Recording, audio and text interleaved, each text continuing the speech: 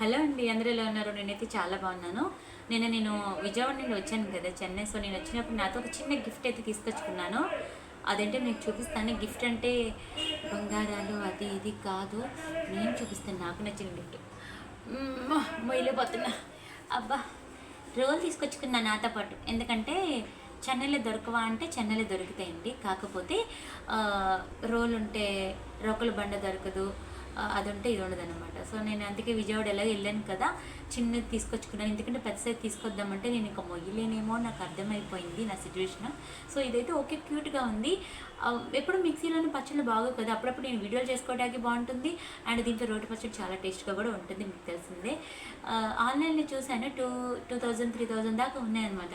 So ఇది 400 మొత్తం తీసుకొచ్చుకున్నాను. చాలా బాగుంది.